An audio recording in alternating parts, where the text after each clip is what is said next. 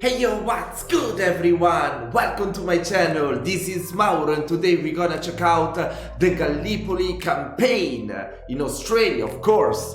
Australia and New Zealand, I think that was during World War I.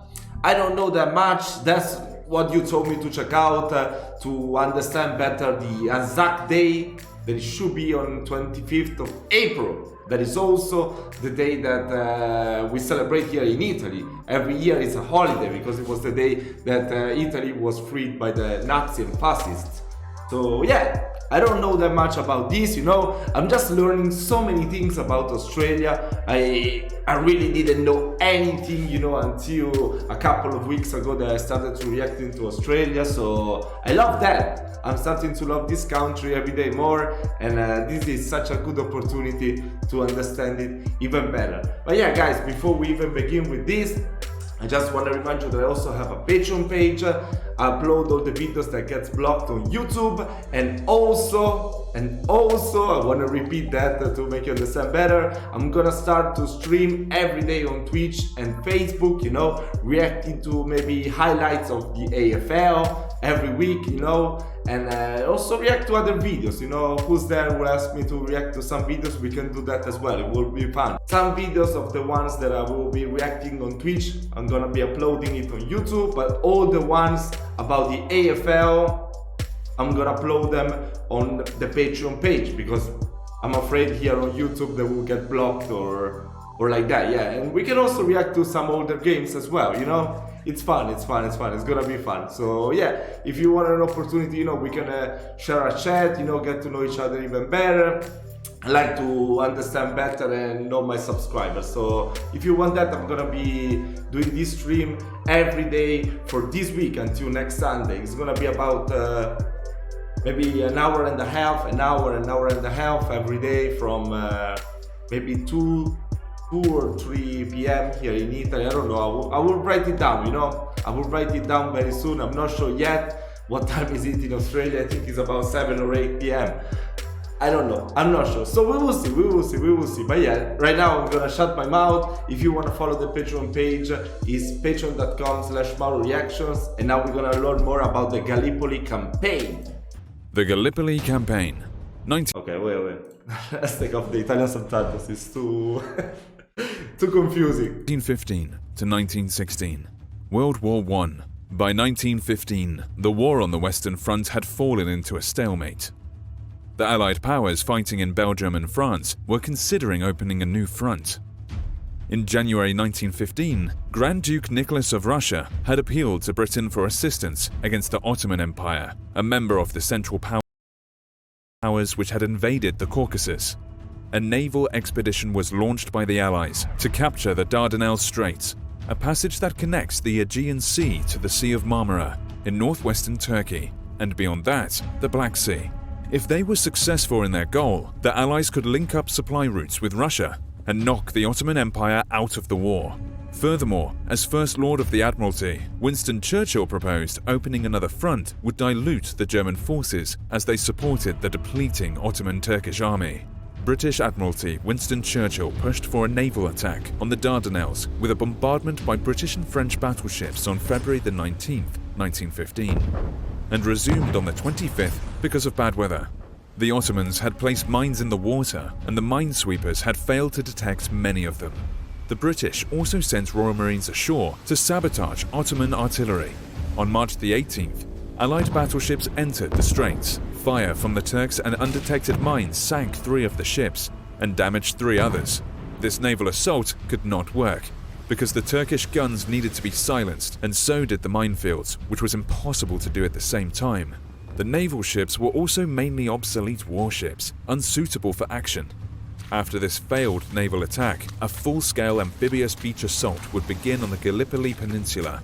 General Ian Hamilton was commander and had assembled 77 ships and 75,000 men. However, he lacked specialist landing craft. Under his command were British forces, Anzac, standing for Australian and New Zealand Army Corps, and lastly, French troops. The landing started on April 25th. The Allies suffered heavy casualties, establishing the beachheads of Cape Helles and Anzac Cove on the Aegean coast.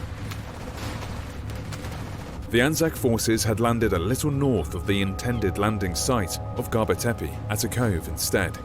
The Gallipoli landings would become known as the Anzac Cove landings, in honor of the Australian and New Zealand troops who fought valiantly against the determined Ottoman Turkish defenders. Wow. After the landing, the Allies could not progress as trench warfare quickly formed like it had done on the Western Front. The summer heat and the dysentery epidemic were unbearable, and swarms of flies hung around corpses. Hamilton ordered an attack on Suvla Bay in August, involving the landing of 63,000 Allied troops. They were to link up with Anzacs at Anzac Cove and break the stalemate. But indecision meant that the Ottoman Empire would reinforce the position, and by August 10th, an attack led by Mustafa Kemal recaptured Suvla Bay. Allied casualties increased and the stalemate continued. Reinforcements were lacking. It was time for evacuation. The order to evacuate the Allied troops was given on the 7th of December, with the last troops leaving Suvla Bay and Anzac Cove before dawn on the 20th of December 1915. The last troops left Cape Helles on January the 9th, 1916, and the evacuation was a success with no casualties. The Gallipoli campaign was a disaster for the Allies, who suffered more than 250,000 casualties, while on the Ottoman side, they also had an estimated 250,000 casualties. Gallipoli has become a defining moment in the history of both. That's crazy, oh my god, I don't know why... I don't remember they teach us this one in school, oh my god, that's crazy, and that's really a lot of casualties. I don't know if... in other places of the world, you know, when World War I was at that time, you know, in some countries fighting, I don't know if there was that much, you know, in most countries.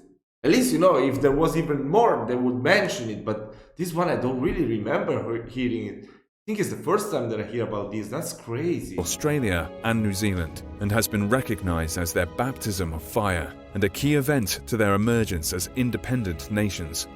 In Turkey, the battle was seen as a significant event in the foundation of modern Turkey and a final victorious defense before the end of the Ottoman Empire. Wow. Watch our other videos to learn more. Yeah, this was really interesting. I really didn't know anything about this. So yeah, I'm very glad that you guys had recommended me to check out this video. I mean, to get at least a grasp. This video didn't really tell us that much. So we already know about how it happened. I mean, it didn't even say why it happened actually. It was kind of confusing. I mean, he said why, but not really all the reasons why this battle was fought there. So I don't understand. So you should tell me, guys, another video, maybe even a longer one, so we can check it out and try to understand even more this battle that took place, you know. And yeah, I mean, this is history, so we gotta respect that, you know. At least after this, you know, you see that Turkey was like the rebirth of Turkey and the freedom, you know. Australia and New Zealand after this started to fight to get their freedom. So yeah, you know, war is never a good thing, but good thing can come out after a war. So yeah, that sense of patriotism and everything is still something good. So it's a day that is really worth celebrating. That's over 100 years ago already. So yeah, that was really nice to learn about it. So if you have any more videos for me to check out to learn more about the history of Australia or this particular battle, what happened, you know, learn more into details to get a better idea. I like to learn about history, so please let me know down in the comments. Don't forget to subscribe to the channel. Look at the link down in the description. You can find me to go into twitch.com/MauroReactions. I'm gonna be streaming every day this week, so if you have some time, you know, if you don't use Twitch, you can come to find me in Facebook as well. I'm gonna be streaming there at the same time as well, so yeah, you can come and check it out. There's still Mauro Reactions in every social, so you can find me easily. But yeah, guys, this is it for today. Don't forget to subscribe to the channel, and I'll see you next time.